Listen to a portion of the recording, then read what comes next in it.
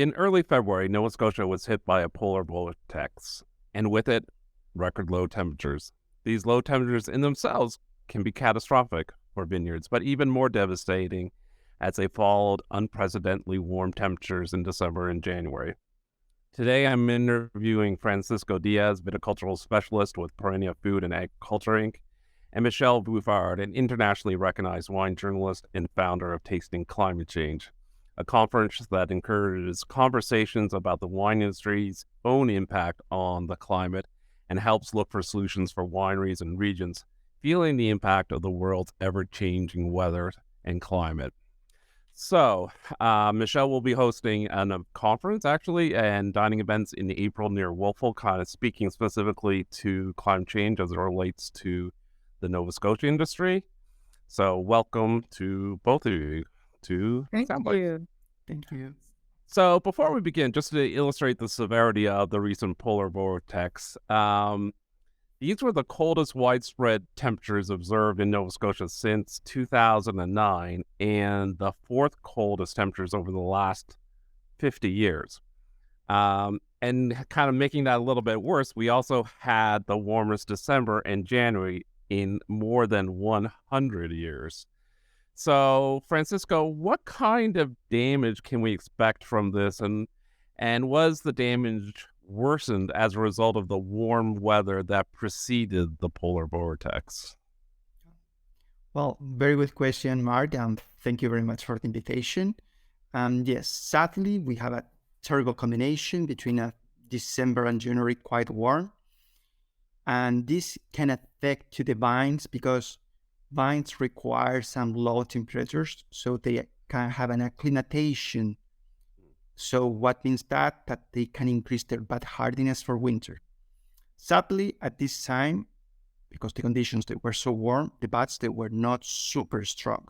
Maybe some vinifera were able to adapt better to their physiology and because they're European grapevines. But the hybrids, it took a little longer. So neither hybrids nor vinifera were able to have that huge bud hardiness. So when it came this polar vortex effect, all the plants were not in the strongest point and sadly affect all over the place without exception. Maybe some places is slightly higher than others, but usually everywhere. So what was the result? That sadly, like for the vinifera, we lost like 80 to 100% of all the buds. And in the case of hybrids, between 60 to 80%. And that ranges, it depends because how hardy were the grapes or the location and also the condition of the vines. So now, only in terms of buds, I'm not talking about the yield or production, we have vinifera 80 to 100% and hybrids 60 to 80% of mortality.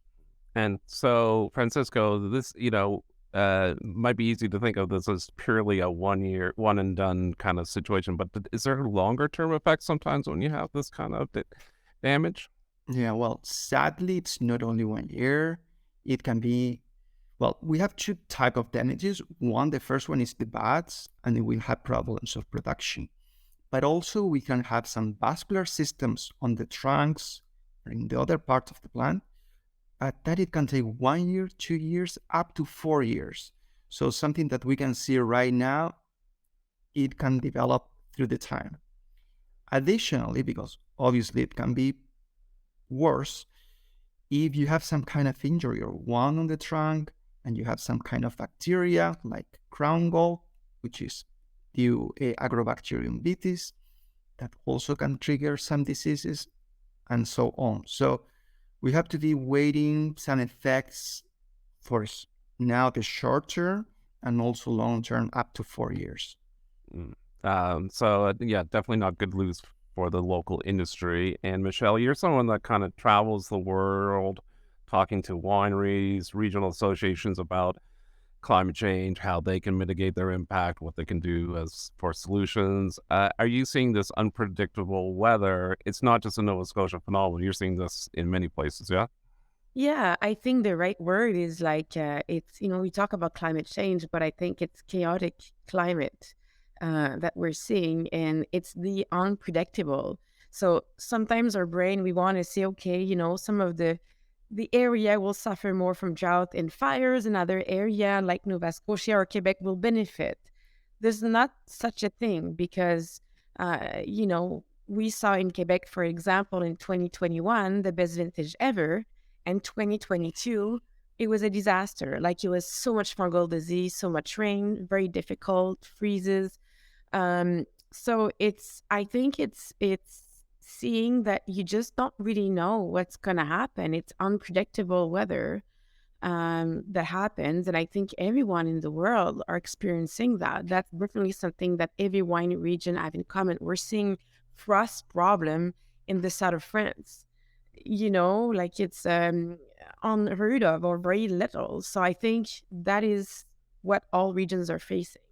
And certainly Nova Scotia, Francisco can attest, had its own frost issues. What was that, 2019 when we had that frost in June? That 2018. 18 that caused so much damage too. So it's fair to say that climate change is very real, and I think probably fair to say we can't go in reverse now. So part of the conference here in Nova Scotia, Michelle, is you're having seminars really for the trade, for the industry, talking to the growers, the producers, and trying to help them find solutions. But you have some consumer elements too. And what would you say to a consumer looking to make wine purchasing decisions that minimize their own impact? What are some of the things they can do to be part of the change? It's difficult because I think sometimes the wine industry has done a poor job communicating to consumers. So we know that consumers want to make a difference. Sometimes they don't know how, but there's a few easy tips, I would say. The weight of a bottle. We know that heavy bottles don't mean better wine, even though we still have that in mind.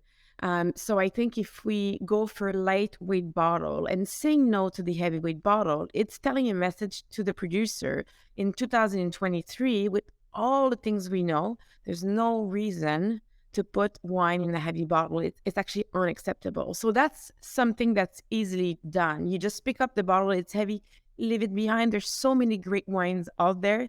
You don't need to choose that bottle. Be open to alternative packaging. 99% of the wines that are purchased are drank within the first week of purchase. So we really we need to ask yourself, do we need to put everyday drinking wine in a bottle of wine? So perhaps a can, a bag-in-box. Those alternative packaging for everyday drinking are completely acceptable. So be open to that. And I would say also look for certification. I know that certifications sometimes are difficult for small producer because they involve a lot more paperwork, but it is a way to communicate to consumer. If your producer who is certified organic, sustainable, usually you will do some steps to protect the environment. And again, you're encouraging those producers to continue this certification because they do require a lot of work. You get audited. It's more money, but it's something to look for. The certification, whether it's sustainable or organic or biodynamic. Perfect. Okay, and then a question maybe to both of you. We obviously just witnessed a harsh event for Nova Scotia. Does this make us concerned about the future of the industry locally, or not? Let's say maybe, or better said, maybe does it make us think about what should we be growing? Do we have some ideas in terms of what that could we see an evolution of styles, varietals? Does that impact, or would just stay the course and think this is the aberration? I know that's a hard question to ask, but maybe just some quick thoughts. Francisco, we're going to give that to you first. Okay. Give Michelle a little thinking time on that one. Okay. So I can see this like an opportunity to rethink in a couple of sides. If it's better to change a variety, to see something more adapted due to conditions. I mean, like, for example, the topography, how is the water issues. In Nova Scotia, we usually have a lot of water. So if it's an area with a lot of water, or is the shorter the season in that area, maybe we could be using a more adapted variety in the terms of a regulation or to start to relocate different varieties through the valley. I think that could be an opportunity for us. The same in the case of vinifera, if we see that some specific variety or clone with some rootstock is working better, we can be using more that or combining different stuff. So for me, I can see that it's super tough. It's terrible for farmers, but it can be used also as an opportunity to see which other kind of mitigation and activities can be helping to continue growing grapes. Michelle, you want to take it too? Yeah, I think, I don't think we can be pessimist, because if we're pessimistic of it, I think we need to be positive. And I wrote an entire book on this, on the solution that exists from the vineyard to the glass. How can you adapt? How can you mitigate climate change? So I think, the industry has to be responsible in terms of mitigating climate change. That means reducing the carbon footprint.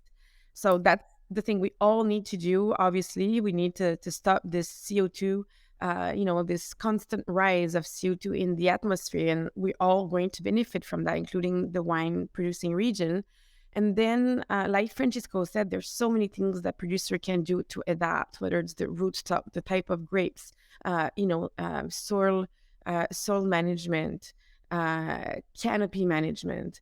So before we say, well, there's no more red Burgundy being made because it's too hot for Pinot Noir. Well, if we actually look at the temperature where Pinot Noir, should be grown, we're already above that temperature in Burgundy, yet we still have delicious red Burgundy being made. Why? Because there's so many things that you can do to help the plant adapt.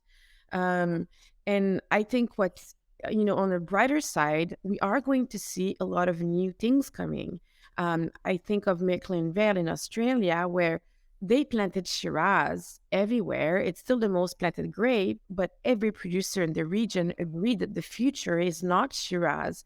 They're planting, Portuguese, Spanish, Italian, and Greek grapes because they take less water, they're more adapted, they have lower pH. And so you're starting to see a new flavors appearing from a region that you haven't seen before. So I don't think it's the end. I think before we get there, there's a lot of things we can put in place, and it's about sharing those solutions to know that those exist. Yeah, and probably for consumers out there too, good opportunity to think about how you purchase your product. Buy directly from the local winery so they get their full margins and they have the monies to invest in what they need to do to adapt. So I think a really good opportunity to rethinking about supporting local. It means just go to the winery, go buy directly from them, and support the ones that are doing things sustainably. Yeah. So really want to thank both of you for being on the show. Thanks. Francisco's actually in Burgundy, but talking to us about Nova Scotia. And Michelle, thank you. And maybe tell anybody watching how can they register for Tasting Climate Change in Nova Scotia? Yeah. So what are the dates and how can they be part of it? Really easy. You go to tastingclimatechange.com and you are going to see under Programming 2023 a link to register to the event. And I just want to say that the conference is going to be moving. It's in Montreal next year, and we have demands to do it elsewhere in the world. So it's not going to come back to Nova Scotia soon. So this is really a unique opportunity to come and talk, amongst us and explore the solution. Amazing. And Francisco and I have both had the pleasure of kind of participating in our own way. And this is an international conference, so it doesn't come by Nova Scotia very often. So I think it'd be great to attend. So thanks both of you for joining me, and look forward to seeing you both soon. Thank you so much. Thank you.